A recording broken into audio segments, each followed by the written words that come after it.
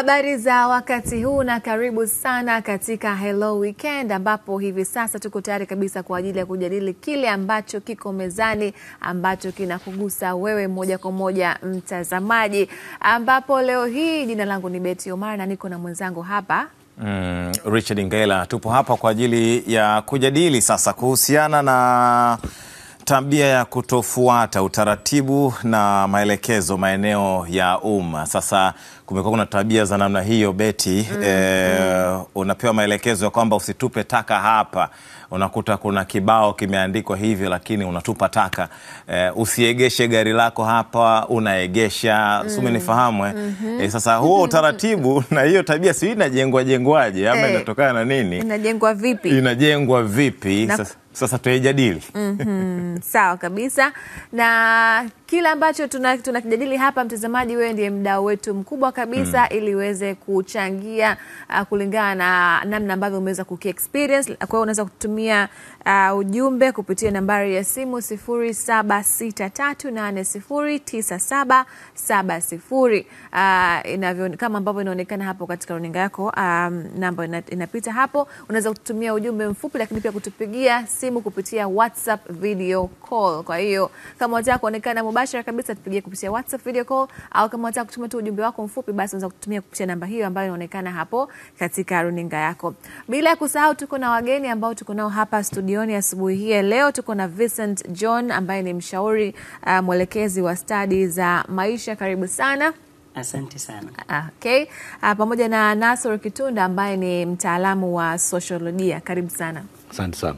Hakika, na tumeshatazama na kusikia mada husika leo hii iliyoko mezani.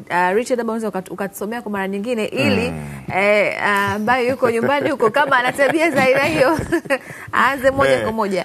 Sasa tabia ya kutofuata utaratibu na maelekezo maeneo ya umma. Unakuta sehemu ama kuna bango limeandikwa usitupe taka hapa, usipaki gari hapa, usipige kelele, usiovertake, lakini wewe bwana unakiuka, unaenda tofauti na ambavyo maelekezo yametolewa sehemu husika.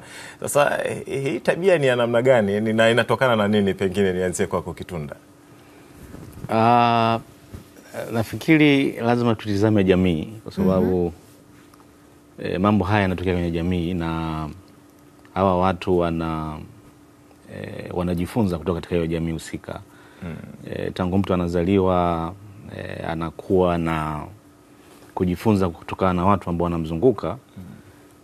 Inaweza pia ikawa sababu ya yeye kuchukulia mambo namna anavyoweza kuyachukulia. Na hizo sheria kama nilivyosema, katika muktadha wa kijamii zinatungwa na jamii, ambayo watu katika jamii hiyo wanatunga hizo sheria kwa namna moja ama nyingine. Kwa hiyo huenda ukawa na changamoto hasa katika eneo la ujengwaji wa utamaduni wa watu kuheshimu hizo sheria na taratibu ambazo zipo hasa katika jamii, kwa sababu utamaduni unajengwa, mtu azaliwe na utamaduni. Ndio nimesema mwanzo, mtu anazaliwa ndio anaanza kujifunza huo kitu kinachoitwa utamaduni, huo mfumo mzima wa mtu, namna anavyoishi, namna anavyopaswa kuendana na hasa na jamii husika. Kwa nafikiri hapo kuna changamoto hiyo hasa katika muktadha wa jamii zetu nyingi. Ndio kama ulivyosema, unakuta unaambiwa mtu usikojoe hapa, mtu anakojoa. Sasa hiyo inatuonyesha kwamba kimuktadha kwamba jamii ambayo mtu anaishi haijajenga vya kutosha utamaduni wa watu kuheshimu hizo sheria na kanuni na kuzitizama katika muktadha ambao ni muhimu kwa jamii hizo sheria, na mtu kuweza kuziheshimu na kuweza kuziendeza. Na hii pia inaweza kutuonyesha kwamba ndio nyuma hapo kidogo Kitunda umesema kwamba taratibu hizi zinajengwa kwenye jamii. Maana yake sasa, kama zinajengwa kwenye jamii, maana yake jamii imeshirikishwa. Si kweli kama jamii imeshirikishwa. Na mbona hiyo ni tatizo jingine ambalo linaweza likajitokeza. Muktadha wa sheria yenyewe, hizi taratibu zinatungwa kwa maana gani? Hiyo nani ni muhimu sana, na zinatungwa kwa ajili ya nani? Na katika muktadha wa kijamii sheria nyingi zinazotungwa huwa zina upande. Sheria si jambo huru tu, utaratibu si jambo huru tu. Sheria siku zote itafavor watu fulani na itawakandamiza watu fulani. Kwa hiyo katika muktadha wa kitaalamu za kijamii, sheria tu si huru kama tunavyodhani. Na hiyo ndio inaweza kuwa sababu moja hapo pia kwamba maybe sheria hizi zikawa zinabana zaidi wanyonge, au zikawa zinabana watu ambao wako pembezoni, au watu ambao hawana mamlaka ya kuweza kuzifuatia sheria. Kwa hiyo kama ninavyosema sheria zinatungwa na jamii, haimaanishi kwamba jamii nzima imeshiriki na imekubaliana katika na ndio maana muda mwingine ukiona watu wanaenda kinyume, maana yake watu hawajakubaliana na hizo taratibu na sheria ambazo zilizopo. Mfano mzuri, Dar es Salaam hapa tuna sheria ndogo ndogo katika halmashauri zetu. Kwa sababu unajua halmashauri zinatunga sheria ndogo ndogo za kutupa taka, sheria hizo za maegesho ya magari, ni halmashauri. Sasa eneo la kutupa taka unaweza kusema mfano hilo. Unasema mtu asitupe taka hapa, lakini ukitazama mifumo ya miundombinu ya kuwezesha mtu asitupe taka hapo haipo. Kwa hiyo unakuta watu wanatupa taka ovyo barabarani, kwamba hajui akatupe wapi. Hajui akatupe wapi. Kwa hiyo si swala tu kwamba ni utamaduni wa watu. Swala kwamba jamii ambayo watu wanaishi hakuna utaratibu maalum wa kumfanya mtu asitupe taka ovyo, kwa sababu hakuna hiyo miundombinu ya kuweza kutupa taka. Na hiyo nadhani tangu nyuma hatuna mitaa ambayo inaeleweka, hatuna sehemu za kutupia taka ambazo zinaeleweka na mtu akazitupa zikaeleweka. Kwa muda wa siku nakuta watu wanaenda kinyume na hizo sheria ambazo au taratibu zipo katika jamii, kutokana na miundombinu ambayo iliyopo haiwezeshi watu kuweza kufuata utamaduni wa kutupa taka ambao sehemu inaeleweka. Vincent, labda kwa upande wako unasemaje kuhusiana na hili? Asante. Kitu cha kwanza naweza nikasema kwamba kitu chochote kile kabla mtu hajakifanya inakuwa tabia yake. Kabla hajakifanya na tabia. Inakuwa tabia yake. Lazima kujiuliza na kujitafakari. Kuna vitu vya kufanyia tathmini. Kitu cha kwanza ni tuseme kwamba kisababishi au sababu kwa nini unafanya kile kitu. Hilo ni jambo la kwanza. Lakini kitu cha pili ni usahihi. Je, hichi kitu unachokifanya ni kitu ambacho ni sahihi? Na kitu cha tatu ambacho nakiangalia ni muda.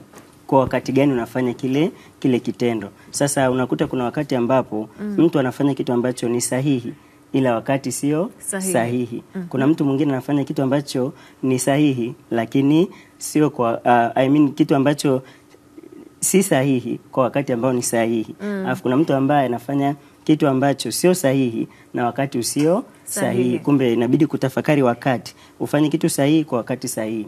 Kitu cha tatu ni mahali. Kitu ambacho nataka kukifanya. Je, ni mahali sahihi kufanya hicho kitu? Na kitu cha nne ambacho ni cha kuzingatia, cha muhimu kabla mtu hajafanya kitu chochote kile, ni kuangalia, tunasema kwamba athari. Hichi kitu unachokifanya kina athari gani? Je, kina athari kwako wewe, kwa wengine na kwenye mazingira ambayo yanakuzunguka? Athari zake ziko vipi? Lakini bila kusahau tuseme kwamba tunaongozwa na sheria, kwamba sheria inasema nini kuhusu jambo fulani. Mtu akikiuka kitu hiki, nini madhara yake? Madhara ni makubwa au ni madogo? Sasa watu wanavyojenga hizi tabia, pengine huenda wanaofahamu mdogo kwamba hichi kitu ninachokifanya ni kosa, hafahamu. Lakini kitu cha pili huenda ni kupuuzia. Watu wengi tuna desturi ya kupuuzia mambo. Umeambiwa usifanye hiki, unafanya. Lakini pia pengine watu hawafahamu kwamba athari zake ni nini. Huenda mtu anajua kwamba ameambiwa tu usitupe taka hapa. Je, nikitupa nini kitatokea? Pengine mtu hafahamu. Usiegeshe gari hapa. Hajui kwamba kuna madhara gani ambayo yanatokea pale ambapo nitaegesha gari pale. Kwa hiyo kumbe kuna vitu vingine ambavyo vina madhara kwako wewe mwenyewe, vina madhara kwa watu wengine, lakini pia hata kwenye yale mazingira ambayo yanakuzunguka. Kwa hiyo naweza nikasema kwa ufupi kwamba watu ambao wana hizi tabia pengine hawajaelewa kwamba zina madhara gani kwa wenyewe, zina madhara gani kwa watu wengine na kwa mazingira. Athari gani ambazo zitatokana na hizi tabia ndogo ndogo ambazo hatuzizingatii. Ndio maana unakuta sasa hivi kuna ajali zinaongezeka.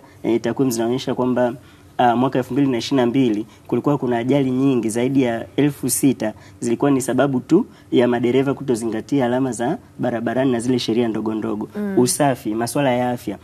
Mwaka 2020 Wizara ya Afya ilitoa ripoti ikasema kwamba 30% ya Watanzania hawajui matumizi sahihi ya choo. Ndio maana unakuta kampeni za nyumba ni choo na vitu kama hivyo. Kwa unakuta kwamba watu hawana ule ufahamu kwamba hichi kitu tunachokifanya ni kidogo lakini kina madhara gani. Lakini pia niweze kumalizia kwa kusema kwamba kuna wengine wanaweka vitu tuseme kama side effect au madhara ya kufanya kile kitu. Tunasema kwamba usikojoe hapa, faini kipigo. Kwa hiyo maana yake unakuta kwamba kumbe kipigo tu. Sasa hapa ni mimi nimebanwa hapa, nafanyeje? Wasiponiona unakuta mtu ana usiruhusa kukojoa hapa. Ana block ile C inakuwa ruhusa kukojoa hapa au faini 50,000. Kwa hiyo kumbe tunahalalisha vitu ambavyo sio sahihi kwa faini. Sina 50,000. Kwa hiyo nikifanya hili kosa nitakuja kulipa nini? Faini. Kama nikikamatwa. Kama nikikamatwa. Kwa hiyo ni ule uelewa tu ambao watu hawana. Lakini kitu cha mwisho, kuna watu wengine wanaona vitu ambavyo sio sahihi kufanyika, ila kuna viongozi wao wanafanya. Kuna watu maarufu au mashuhuri wenye ushawishi, kwa sababu John Maxwell anasema kwamba leadership is influence, nothing more, nothing less. Kwa hiyo mtu mwenye ushawishi ni kiongozi. Sasa tumeambiwa kwamba usivute sigara ni hatari kwa afya yako. Tumekatazwa pia. Lakini unakuta watu wanafanyaje? Wanavuta sigara. Kwa nini? Kuna mtu ambaye amemuona anafanyaje? Anafanya vile, lakini ina madhara kwake yeye mwenyewe. Kwa hiyo kuna makosa mengine yanafanyika na watu ambao ni viongozi, yanafanyika na watu ambao ni mashuhuri tunawafuata. Lakini na wao wametokea kwenye jamii pia. Sasa yani imekuwa kuaje ile tabia ikaingia ndani yake? Kwa sababu alianza kuwa kwenye jamii kabla kuwa maarufu. Sahihi kabisa. Sasa hii tabia tunao na wao, hatuwezi tukasema umaarufu au watengi na jamii. Bado tuko nao kwenye jamii. Sasa hizi tabia ambazo tunazo, tuseme kwamba ni uraibu ambao wa vitu vidogo vidogo, kupuuzia kwamba watu hawana nidhamu binafsi. Nidhamu ni nini? Ni kufanya kitu sahihi kwa wakati sahihi. Sasa unakuta kwamba kuna watu ambao hawana ile mazoea ya kufuata sheria. Toka yuko nyumbani, tunasema kuna ile maeneo ambayo ni authority. Kwenye familia kuna sheria zake, watu hawazifuati. Kwenye shule tuna sheria zake. Kwenye maeneo ya public, kwa mfano tuko hospitalini, jamani tunapanga foleni, unaenda pale, unatoka hapo, unafuata pale. Watu hawana ile desturi ya kufuata nini? Taratibu, kwa sababu hawana ile nidhamu binafsi. Kwa hiyo nidhamu binafsi sio swala la umaarufu au swala la kuwa kiongozi. Sasa tunasema kwamba unakuta kwamba usitupe taka hapa. Ile sehemu au lile eneo tayari lina takataka. Yaani lina mabaki ya taka ambazo zimedumu pale kwa muda mrefu. Na nimezoea nikipita huwa natupaga pale takataka na picha zangu. Au natoa takataka naleta pale. Sasa leo hii mmepasafisha, lakini bado kuna yani kuna mabaki ya taka. Kisa hapa tunadili nayo vipi? Labda Kitunda ungetuelezea. Kwa sababu nakumbuka sasa kwamba nilikuwa natupa taka hapa na kuna mabaki pale ya takataka yapo. Mimi siweza kusema tu kama awali kwamba si swala saikolojia tu kama tunavyodhani. Ni swala la hali halisi ya jamii. Na hali halisi ya jamii zetu hizi nyingi kwamba hatujafanya vya kutosha, hasa kuweka miundombinu ya wezeshi ya maeneo hayo ya kutenga maeneo ya takataka, kutupia takataka, lakini hata mifumo hiyo ya kukusanya taka. Bado tuna changamoto kubwa hasa katika jamii zetu. Na ndio maana umekuta watu wakichimba mashimo. Hii inakuonyesha kwamba mifumo yetu haiko tayari katika eneo. Ndio maana watu wanajaribu kutafuta mbinu mbadala kufikia mashimo, kwenda kutupa taka usiku, maeneo ya barabarani. Kwa sababu inaonekana jambo lenyewe hili tunavyoliendea, jambo la taka limekuwa kama ni jambo ambalo ni la kificho, jambo ambalo halina utaratibu maalum. Hakuna mfumo wa umma hasa wa kukusanya takataka. Sasa imefanya hii wananchi kuja na tabia ambazo ndugu wanasema, kuja na tabia za kuweza kutafuta mbadala namna gani wa kuweza kuzitupa hizo taka. Na hii unaweza ukaonyesha kwamba nafikiri tulifanya makosa pia kufanya swala la taka liwe swala la fedha. Kwa mimi, kwa maoni yangu, kama kuweza kutatua swala hili la watu kuheshimu sheria hizi za kutotupa takataka ambao sehemu ambao wasitupe, manake unapaswa kuwa na mfumo wa umma wa ukusanyaji takataka ambao si tu kwamba unafanya taka kuwa fedha, lazima mtu alipe afanyaje, lakini unaweza kutafuta mfumo mzuri ambao kila mitaa ukawa na sehemu maalum ya kuweza kutupa takataka na magari yakaja yakakusanya hizo takataka. Na watu wakawa na mfumo huo bora ambao sehemu zinajulikana kabisa. Usingeona mtu anaweza kutupa takataka sehemu ambazo sasa na mimi ndio huyu mwingine naye amebanwa, hasa nini wanaume tena, nyie ndio mnatuvurugia mambo kabisa. Unaambiwa haja ndogo isifanyike hapa. Lakini unamkuta bro yuko pale ametulia anaishia zake. Hapa sio taka pekee, bali hiyo usitoe haja ndogo hapa, au unaambiwa usipige picha hapa. Unaenda katika sehemu ambayo wameandika kisa kwamba kupiga picha ni marufuku, lakini utakuta mtu anachukua simu anapiga picha. Na ndio maana nasema kwamba ndugu anasema sheria hizi zinatungwa na jamii. Sasa haimaanishi kwamba sheria hizi jamii nzima imeshiriki katika kutengeneza. Na ukiangalia sheria zetu nyingi haziendani na hali halisi ya jamii. Sheria zetu nyingi ukitazama eneo hilo la kukojoa. Unasema usikojoe hapa. Na narudi pale pale. Lakini hauna miundombinu sahihi ya watu kuweza vyoo vya umma. Hakuna vyoo vya umma katika majamii zetu hizi. Ambao mtu anaweza kusema kwamba akipatwa haja akakojoe katika choo cha umma. Na hii tumefanya makosa pia kufanya swala la haja ndogo kuweza kununua. Mtu utaka kufanya haja ndogo lazima awe na 200, 300 akanunue haja ndogo. Na hii nafikiri imesababisha watu kutafuta namna mbadala ya kuweza kwa sababu ili upate haja ndogo lazima ulipie. Wakati tunajua haja ni haki ya msingi ya binadamu. Lakini tunaifanya haja kuwa sehemu ya biashara. Sasa mtu anaona kwamba hela sina, nafanyaje, na hii ni haki ya msingi ya mimi kuweza kukojoa. Kupata hii haja ndogo. Kwa hiyo swala tu si kwamba saikolojia za watu ama tabia za watu, lakini hali halisi ya jamii. Sheria zetu haziakisi muktadha wa hali halisi ya jamii. Kwa hakuna vyoo vya umma ambavyo mtu anaweza akasema amebada na kukojoa. Vyoo imekuwa ni biashara. Na hili nafikiri imekuwa ni makosa makubwa sana kufanya swala la haja kuwa ni swala la kuuza. Na hili ni tatizo kubwa Dar es Salaam. Dar es Salaam tatizo kubwa ni sehemu ya haja na sehemu ya kulala. Ni maeneo matatizo makubwa sana ambayo yapo katika eneo hili la Dar es Salaam. Na nafikiri hii kama tunaweza tukatatua eneo hili la usikojoe hapa na watu wasikojoe, lazima tuwe na vyoo vya umma ambavyo shida nyingine iko wapi? Kwa sababu adhabu zipo. Umeambiwa usifanye hiki hapa, kitakacho kutokea ni hiki, labda ni faini ama vyovyote ambavyo sheria itatafsiri, lakini bado watu wanafanya kitendo kile kile. Lakini kuna maeneo, kwa mfano maeneo ya ulinzi na usalama, sehemu za jeshini, hata pasipo andikwa chochote, na sehemu zingine wameandika pengine kibao kimeandika hakuna njia. Yani sio usipite hapa, hakuna njia. Na hakuna mtu yote ambaye utamuona pale na watu wanatii. Hii inatokana na nini? Kuna baadhi ya maeneo watu wanapuuzia, kuna baadhi ya maeneo watu wanatii, na watu pia hawaogopi adhabu. Hii inakaaje? Nafikiri ni hiyo kwamba adhabu pia si eneo pekee la kurekebisha tabia. Kama hiyo adhabu haijaakisi muktadha wa jamii. Naweza kutolea mfano wa Tanzania. Hapa tuna sheria ya mtu akitembea na mwanafunzi anafungwa miaka 30 jela. Ukitazama sheria hii, jamii zetu zimekuwa zikienda kinyume na sheria hii. Unakuta labda jamii wanakubaliana, ndugu, majirani wanakubaliana.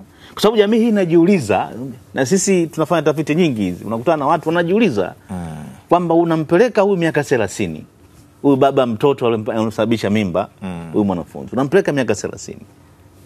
Sasa huyu mtoto akikua babake yuko wapi? Atajua, atamuelewaje baba yake? Huyu mtoto atalelewa na nani? Malezi ya baba yake atayapata wapi? Kwa hiyo ukitizama muktadha wa sheria na muktadha wa jamii ni vitu viwili tofauti. Na hili eneo ambalo kwa sababu sheria zetu nyingi zinavotungwa hazishirikishi jamii katika muktadha wake, kutizama hizi hali na hali halisi za jamii na maisha ambayo jamii hiyo inajiwekea. Na ndio maana unaweza kuona kwamba watu unakuta wanamalizana nyumbani. Kwa sababu mtu akitizama athari ambazo za kumpeleka huyu mtu miaka 30 ni baba huyu mtoto. Huyu mtoto akikua baba yuko jela miaka 30, huyu mtoto atakuwa na hali gani? Atakuwa na malezi gani?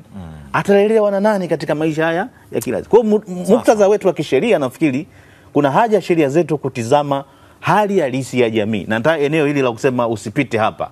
Ukienda Buguruni pale kuna daraja limejengwa juu pale.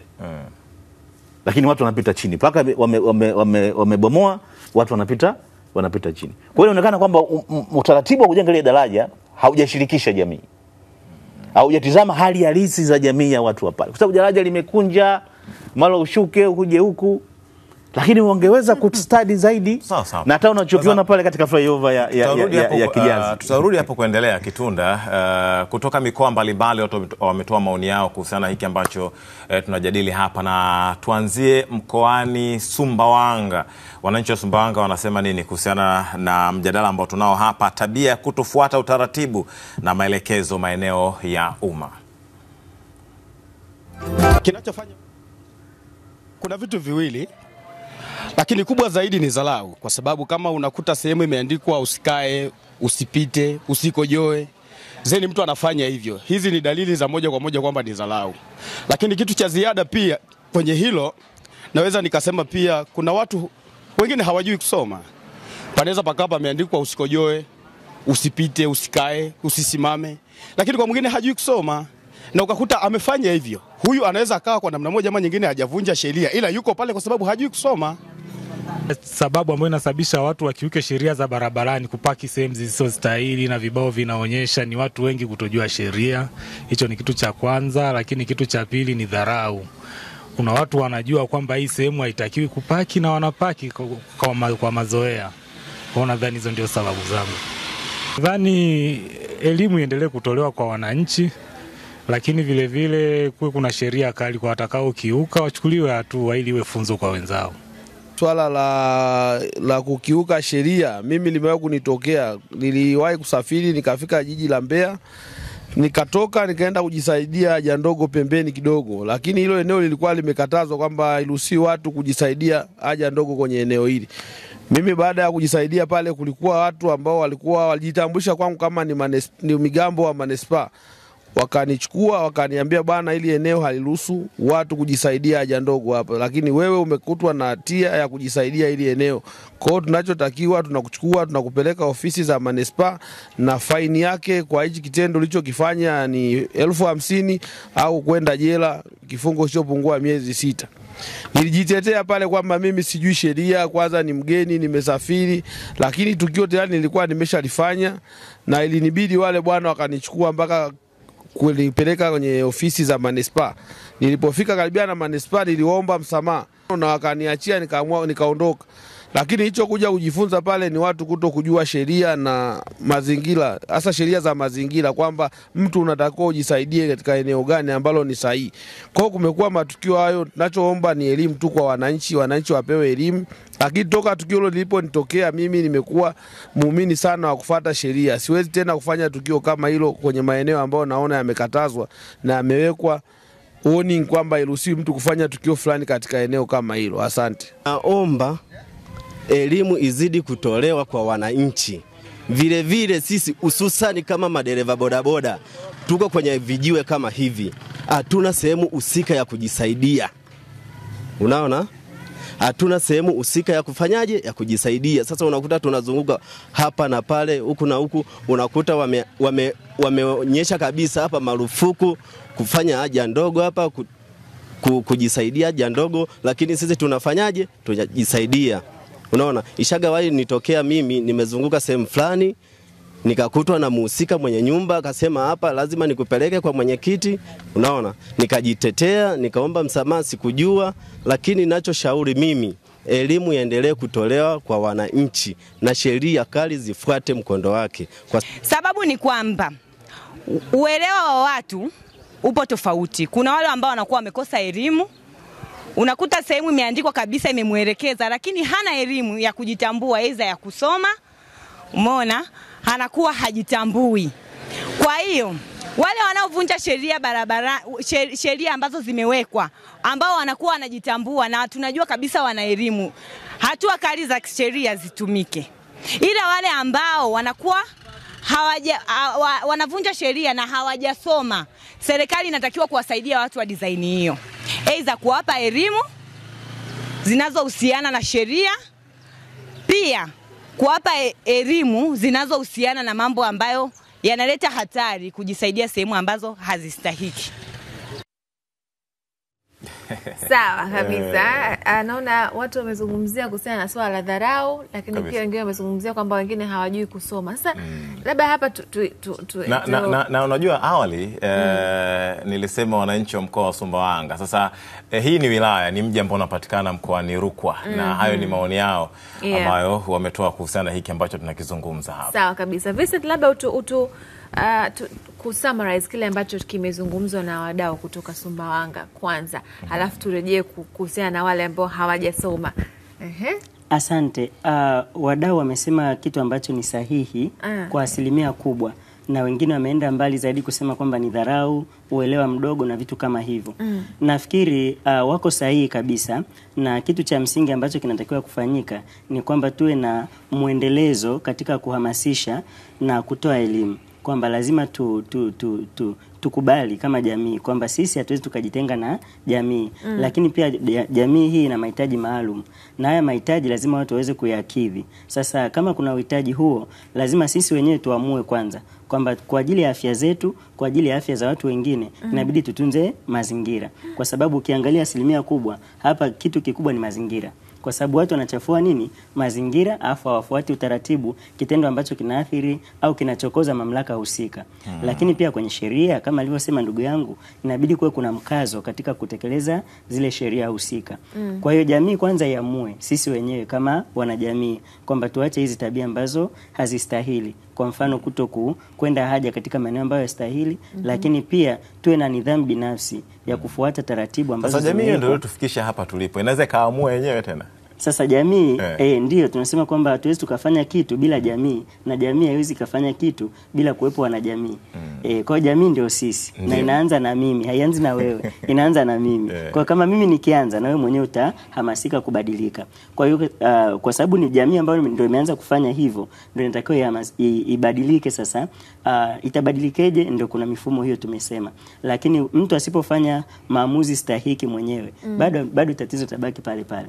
Kwa sababu mtaangalia kuna ile kwamba mtu anavyoenda kukojoa barabarani anasema sijamuona mtu. Lakini sio kweli, mtu amekuona afu akajificha ili kukustiri kwamba usije ukajua kwamba amekuona. Kwa hiyo kumbe aseme sijamuona mtu ambaye ameshuhudia nikifanya hili tukio. Kwa hiyo sisi ndio ambao tunaangalia, je, nani ananiona, nani hanioni? Umeongelea mwanzoni kwamba kuna maeneo watu wanatii, kuna maeneo watu hawatii. Kwa nini? Sasa mtu ni yule yule. Hapa anatii, pale hatii. Tatizo liko kwa nani? Liko kwa yule ambaye hafanyi vile, ambaye ni mwanajamii, mimi na wewe, ambao inawezekana pia ni wengi kwenye jamii. Sahihi kabisa. Sasa swali linakuja, je, pale kwa nini hatii, hapa kwa nini asitii? Tunakosa integrity. Kwamba sisi tunatakiwa tuwe kitu kimoja, na hii ni tabia. Kama ni tabia, inabidi ianze na sisi, na tabia inatoka vitu vingi, visababishi ni vya ndani. Kwamba cha kwanza ni maamuzi. Tukiamua kwamba enough is enough, hata ikitokea nje, kwa sababu tunasema kwamba mtu ameambiwa usiue, kuanzia kwenye vitabu vya dini, kwenye familia, kila mahali, lakini wizi bado upo. Kwa hiyo mtu asipoamua kwamba niweze kuacha hii tabia mbaya, hakuna mtu wa kutoka nje wa kuweza kumsababisha yeye aweze kuiacha. Kwa hiyo kumbe kitu ambacho cha msingi kinatakiwa watu ni kuamua, lakini kitu cha pili, kampeni zisiishe kuhusu kuelekeza. Sasa kuna issue nyingine kwamba watu hawajui kusoma na kuandika, japo ni kwa asilimia ndogo. Sasa kuna zile alama, kwa sababu kitu kikubwa ni usalama. Kuna zile alama za usalama. Tuna zile wanaita zinatoa makatazo, si ndio? Usifanye hiki, usifanye hiki, usifanye hiki. Unaenda sheli unaambiwa usivute sigara. Umeweka na picha afu wakaandika na chini. Yaani umeweka picha, kwa hiyo nakuonyesha kwa picha na maandishi. Kwa hiyo kama hujui kusoma, basi utaangalia picha. Ukienda hata kwenye vyoo, kuna choo cha wanaume na choo cha wanawake. Wameweka pale mdada huku mkaka. Wanaotumia na nilio wenye changamoto zile, na wenyewe wamewekea ka alama kwamba hii ndio eneo lako la kwenda. Kwa hiyo maana yake ni kwamba kuna njia mbadala zinaweza kutumika, kwa mfano kama hizo, kutumia alama zile, watu kuweza kujua kwamba ukiona alama hii inamaanisha nini. Kwenye barabara pia vile vile kuna sehemu naambiwa kwamba usikatishe hapa, barabara imefungwa. Kama hujui kusoma, basi kuwe na uelewa au fahamu uweze kuendelea kwa hizi alama kwamba ukiona alama hii inaashiria kitu fulani. Kuna alama nyingine za dharura. Tunasema kwamba uko kwenye gari au kwenye nyumba imeandikwa emergency exit, si ndio? Kwamba sasa mtu aelewe kwamba akiona hii alama yenye rangi ya kijani na nyeupe alafu inaonyesha mtu anakimbia, maana yake natakiwa nifanye kitu fulani. Kwa hiyo mtu anaweza akawa anaona lakini haelewi, anasema yule alikuwa tu anakimbia labda kwenye riadha au kitu gani. Kwa hiyo kuna ufahamu mtu ajue kwamba je, inavyoonyesha hivi inamaanisha nini. Maeneo ya kazini, kuna watu wanafanya kazi viwandani na maeneo mengine ambayo ni kwenye biashara. Kuna bidhaa ambazo zinakuwa zina sumu ndani yake. Nyingine zina vitu ambavyo vinaweza vikalipuka. Sasa mtu anavyoona kale ka alama kanaonyesha moto unawaka, hajui kwamba hichi kitu ni flammable. Kwa hiyo kama hajui kusoma, apewe elimu kwamba ukiona alama hii inaashiria kitu fulani. Kuna nyingine imechorwa fuvu na mifupa, si ndio? Tunasema toxic.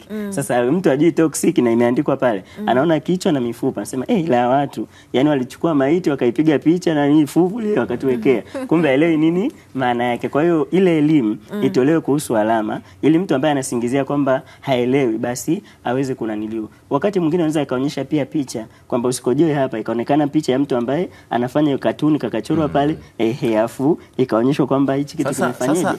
Beti, kwenye maoni ya Sumbawanga yale kuna mtu alisema aliongelea hoja ya dharau.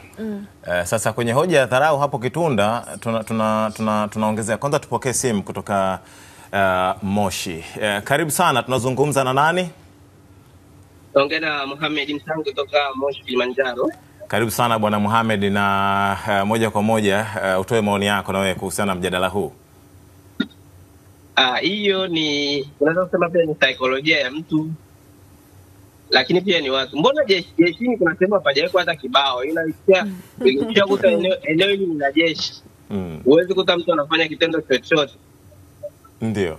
Lakini huku mtaani huku eneo hili aliruhusiwa kutoa haja ndogo, lakini watu wanatoa haja ndogo. Eneo hili aliruhusiwa kutupwa taka, lakini watu wanatupwa. Ina maana kwanza kwenye akili hawako imam na sheria husika. Unaweza hata ukatoa elimu lakini bado watu wakaendelea. Kwa mfano sigara imeandikwa onyo. Haja sigara ni hatari sana. Lakini watu bado wanavuta tena kwa nguvu zaidi.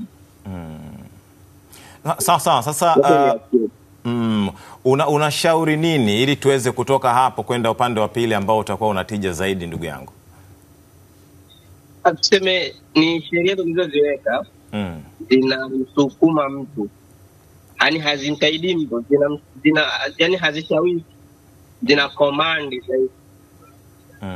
Ndio zile na ushawishi kidogo.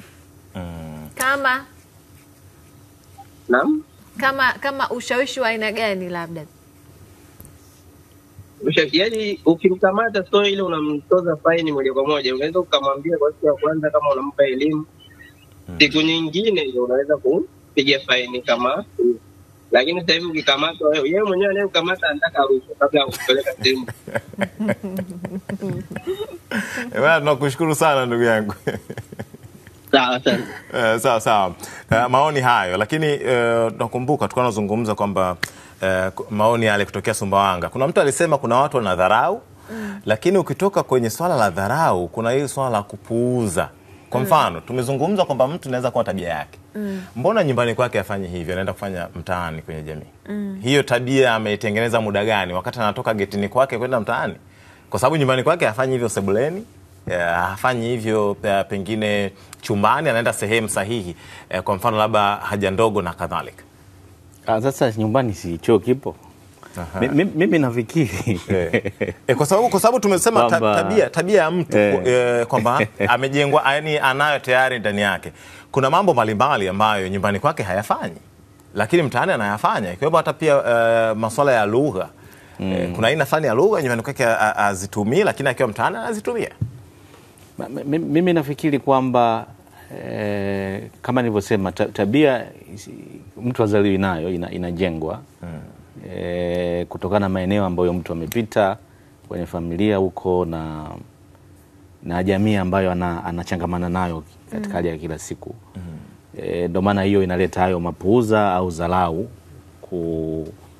kufuata au kuheshimu tabia fulani au tamaduni fulani. Na hii inatokana pia na ili unasema ili unataka kumtazama mtu anafanya nini katika jamii, lazima utazame mifumo ya hiyo jamii ikoje. ina mshawishi kiasi gani huyu mtu kufata hizo kanuni na taratibu ambazo zipo.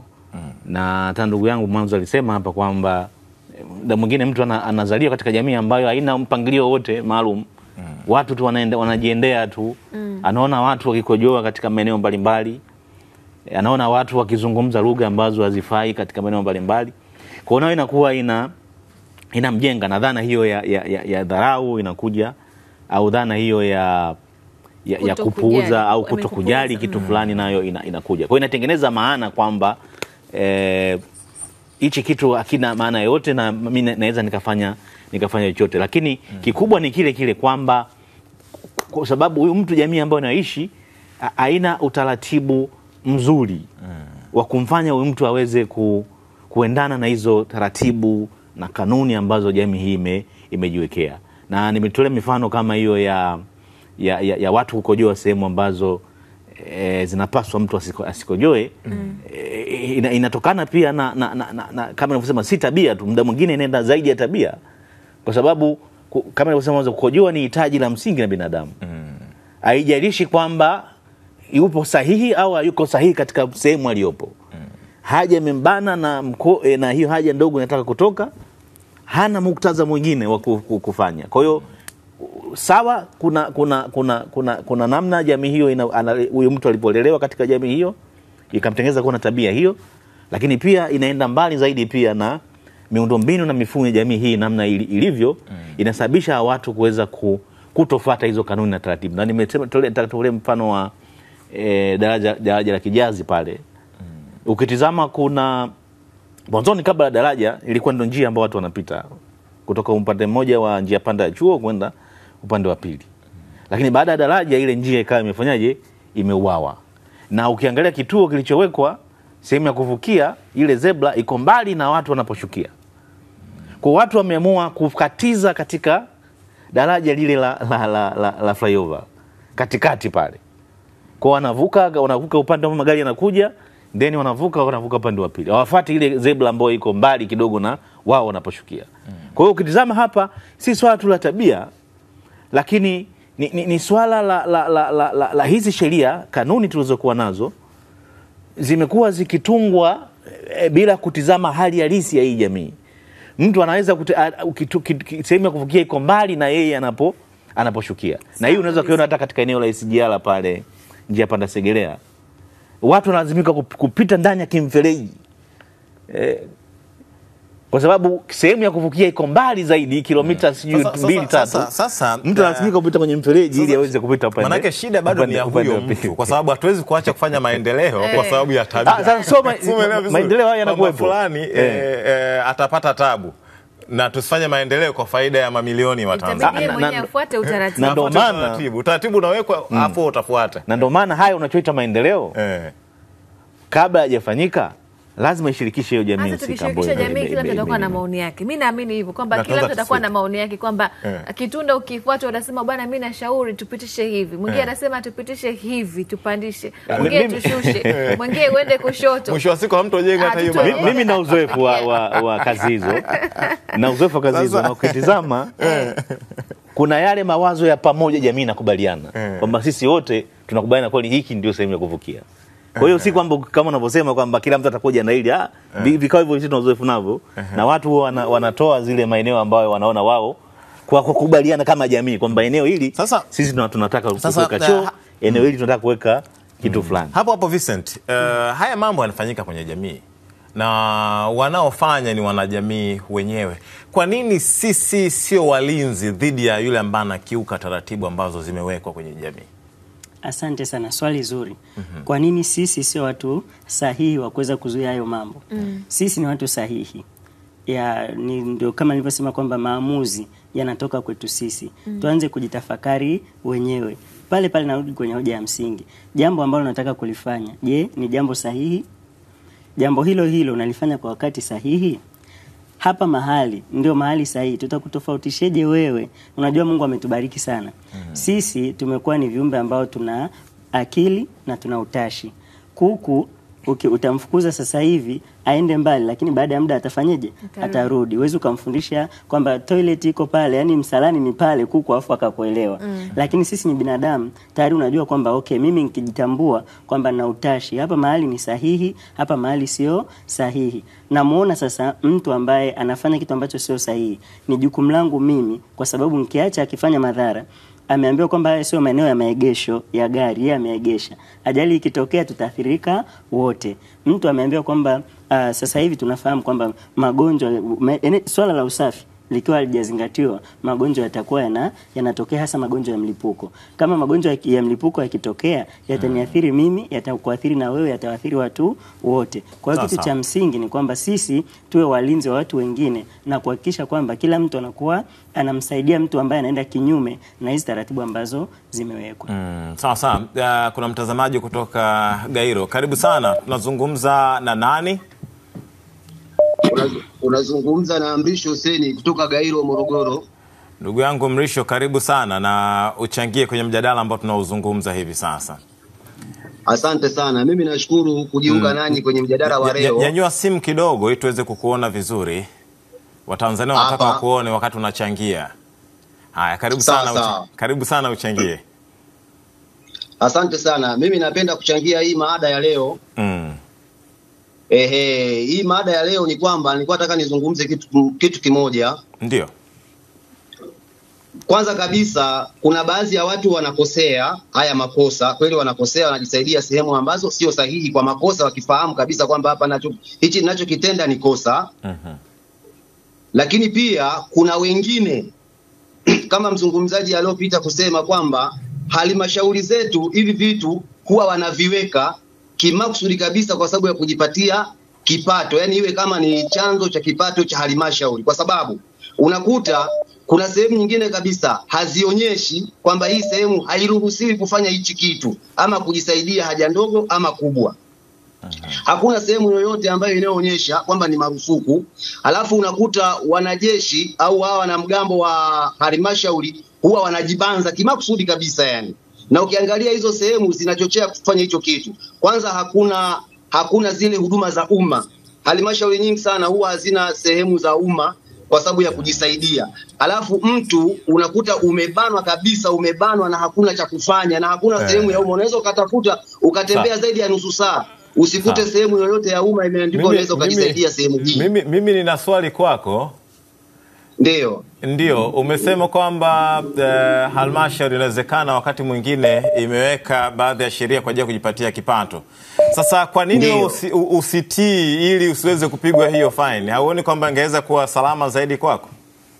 Namna ya kutii sheria inakuwa ni mtihani kwa sababu unakuta umebanwa na hakuna jinsi ya kufanya. Kwa hiyo lazima ujistiri. Kwa hiyo unatafuta sehemu ambayo kidogo unaweza ukajistiri ili utoe ile haja ndogo. Sawa, na hujapanga uvunje sheria ila umebanwa. Haja ndogo ikikushika hakuna namna, lazima utafute sehemu ya kujistiri. Na vile ile sehemu yenye kujistiri unakuta haijaandikwa kabisa kwamba hapa haparuhusiwi kufanya hichi kitu. Wewe unajistiri. Vile unajistiri unakuta wanamgambo walishajibanza sehemu wanakukamata.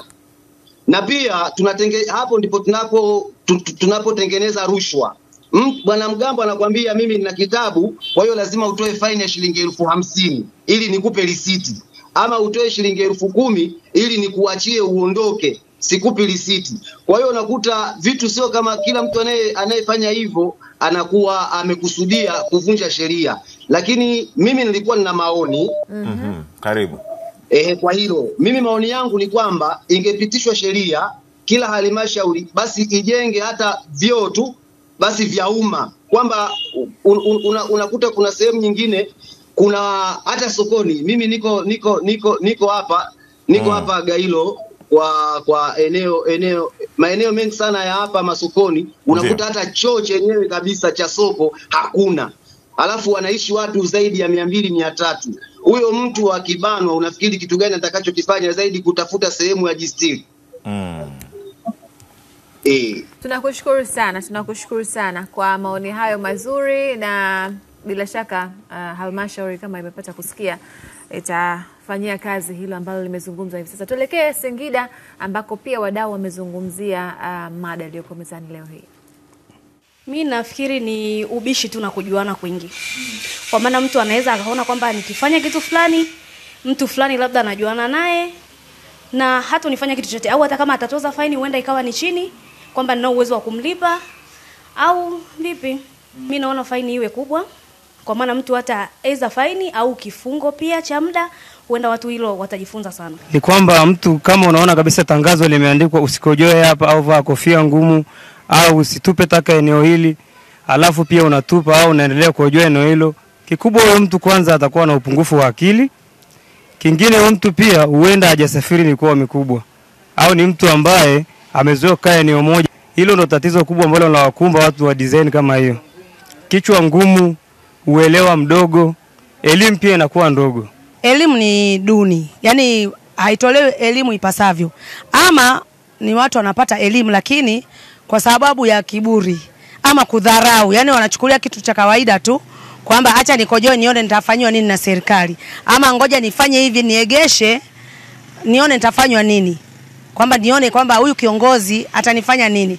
Kwa hiyo ndugu mtangazaji, ni kwamba ni ule ukatili tu na anajifanya mtu ajui, lakini anajua, na sio kwamba mtu anakuwa hajaingia darasani kusoma, na wengi wanajua kusoma na kuandika, na hata akikutana na kibao kimeandikwa na anakisoma kabisa na anakielewa. Kama nilivyokuja kukuambia kwamba ni kiburi.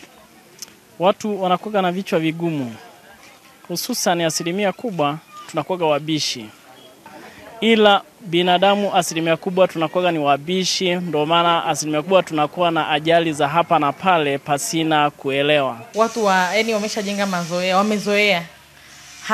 Hakuna kitu ambacho yani mfano sheria hazijafuatwa jinsi zilivyowekwa. Kwa maana sheria walivyoziweka wakiamua kufuata jinsi zilivyo, sidhani kama watu watafanya ambavyo wanafanya. Bodaboda hawavai kofia ngumu kama hivyo wanavyosema. Watu wanaegesha magari sehemu ambazo sizo, ila sheria ikiamua kufuatwa, kama umeegesha gari sehemu ambazo sipo, kuna faini, kuna adhabu. Watu wataenda sawa sawa na sheria zilivyowekwa. Wanawake wanastahimili zaidi.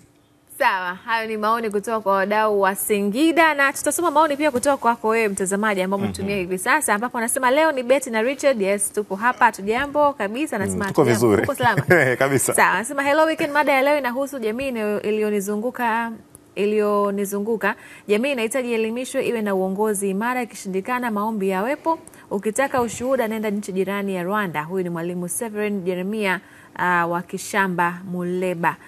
Mohamed Kumeje wa Ugogoni na Chinguya anasema tabia ya kutokufuata utaratibu inaboa sana. Tutafakari, tuchukue hatua. Asante sana. Mara nyingi makuzi aliyoyapata kuanzia kwenye familia, maana yake msingi wa tabia hutokea kwenye familia. Habari studio, salama. Yani hiyo mada ni janga kubwa, kuanzia kwa wasomi na wasomi. Watu wamekosa ustaarabu kabisa. Mimi nafikiri hii mada ingetengenezewa mtaala uanze kufundishwa mashuleni tangu chekechea, labda itasaidia mno. Unakuta mtu anatupa uchafu katikati ya mji, ukimuuliza anajibu kuna watu wa usafi. Watafanya usafi huu, na hii sio ustaarabu kabisa. Jamani, tubadilike, ustaarabu ni muhimu mno. Huyu ni Mdaile Rama kutoka Iringa. Anasema toa katazo na toa mbadala wake. Mfano, usitoe haja ndogo hapa. Pale kwenye sheria za barabarani kuna zuio na kuna ruhusa Mtanzania kumzuia huduma za kibinadamu. Hilo kwanza ni kosa na ukiukwaji wa haki za binadamu. Anyway, sawa. Godfrey Lucas Songo kutoka Korogwe, Tanga anasema hii inasababishwa na watu kukosa ustaarabu kutokea mtu akiwa mtoto mdogo. Ustaarabu ni tabia ambayo mtu asipojifunza akiwa mtoto, akiwa mtu mzima inakuwa ni ngumu sana kubadilika mpaka awekewe sheria ngumu ndio atatii. Kinyume na hapo mtu atafanya jambo la hovyo na bado ataona ni haki yake. Haya, huyu ni Dula Kibarati anasema Watanzania wengi vichwa vyao vigumu kuelewa au wanachukulia mazoea. Nini kifanyike? Kila mamlaka sehemu husika itoe adhabu kali kwa mkosaji ili iwe fundisho kwa mwingine mwenye tabia kama hiyo. Mfano barabara ya mwendo kasi. Kwa kweli. Haya, Hamza Mirocho kutoka Dar es Salaam anasema mimi naamini miundombinu haipo sahihi, serikali waweke vyoo vya dharura na viwe vya bure. Asante sana Hamza. Binafsi naona moja ni elimu, pili kabla ya kutunga sheria kuwe na ushirikishwaji muhimu sana. Mfano sheria kuto kutupa taka hovyo, bado miundombinu maeneo mengi si rafiki sana. Pia kuna swala la mimba kwa wanafunzi. Sijajua hii sheria imekaaje, kwa sababu tumekuwa tukisikia na kuona wakifungwa watu, lakini swala hili hebu serikali jitahidi kabla ya kupitisha sheria ishirikishe wananchi na wadau wa sheria. Haya Juma kutoka Keko Mwanga anasema Watanzania bado wahusika wa kuvunja sheria kwa kusudi ni wengi. Mfano bodaboda kupita kabla taa hazijaruhusu. Haya, tunaelekea maoni mengine matatu ya mwisho au manne. Okay. Anasema naitwa Obadia kutoka Chunya Mbeya. Hiyo tabia ni mazoea na watu kuwa na afya na changamoto ya afya ya akili. Serikali ianzishe vitengo maalum vya kutambua afya ya akili kwa watu. Baraka Matias kutoka Masumbwe Geita anasema umma ni jumla ya watu wote katika jamii, kikundi au nchi. Ushauri wangu, elimu na uhamasishaji wa jamii kuhusu usafi wa mazingira ni muhimu, kuhamasisha watu kuhusu athari za uchafuzi na faida zake. Pia sheria kali zichukuliwe kwa muda kwa mtu aliyekiuka, na watakia hello weekend njema. Asante sana. Haya maoni ni mengi, lakini mazaya manne ya mwisho kabisa ili tuweze kumaliza. Mbura anasema utii wa sheria unaanzia kwenye malezi. Elimu ni ukumbusho tu. Mazingira ni vitu vyote vilivyoumbwa na Mwenyezi Mungu. Kabla ya kumuumba mwanadamu, pamoja na mwanadamu mwenyewe kuyatunza na kuyalinda, ni kumtii Mwenyezi Mungu. Na mwanadamu mwenye akili timamu anafikiria waliopo na wanaokuja wataishi vipi. Naomba ilioni nitasema mwishoni kabisa. Anasema naitwa Mwalimu sawasawa wa Kilosa. Anasema Watanzania wengi hatuna tabia ya kufuata utaratibu na maelekezo ya maeneo ya umma, kwa sababu huwa tunahisi kwamba ni kupoteza muda. Watanzania ni wakorofi sana, ni wabishi mno. Hata faini wakipigwa watarudia tu, hata kama faini ikiwa ya kifungo, ila faini ya 500,000 na 100,000 haitoshi. Lakini moja ni kwamba hivi wanaume tu ndio huwa wanabanwa kujisaidia tu. Mbona wakina mama hawako hivyo? Huyo ni John kutoka Musoma. Jamani, labda tumalizie kwa msingi kabisa.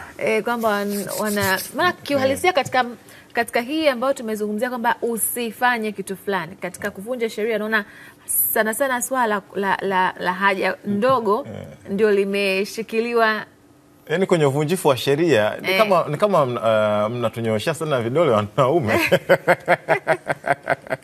Tunapomaliza hakika kwa sekunde 30 labda au Vincent, kwa upande wako, kwa kumalizia kile ambacho nadhani kinaweza kufanyika ili kuweza kuisaidia jamii tuweze kuondokana na hii changamoto ambayo tunakutana nayo ya kuto kufuata sheria mbalimbali ambazo zinawekwa. Asante.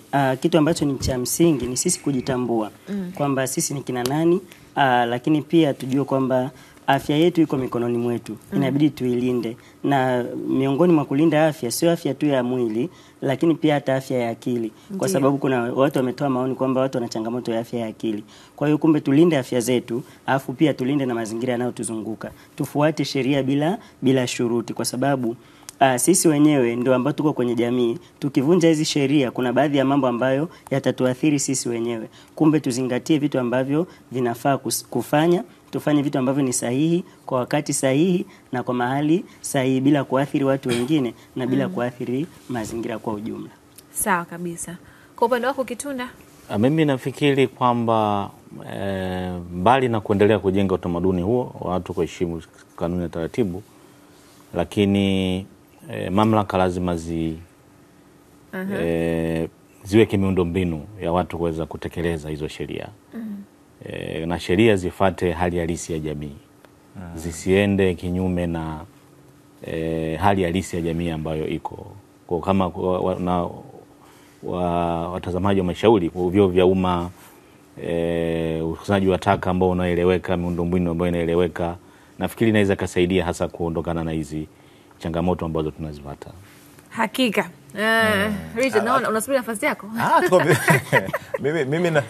Mimi nafasi yangu tayari, tumezungumza na wataalamu. Basi tuwashukuru sana kwa kuwa nasi hapa studioni. Tulikuwa na Vincent John ambaye ni mshauri mwelekezi wa stadi za maisha. Asante sana Vincent. Asante sana Betty, kazeni njema sana. Asante sana. Lakini pia Nasor Kitunda ambaye ni mtaalamu wa sosiolojia. Nashukuru sana. Asante. Na kwako pia mtazamaji ambaye umekuwa ukichangia au ukituma maoni yako kuhusiana na mada ambayo tulikuwa nayo leo hii kuhusiana na swala la kuvunja sheria au kutokufuata sheria ambazo zimewekwa. Jina langu ni Betty Omara na mwenzangu ni Richard Ngaila. Mpaka wakati mwingine.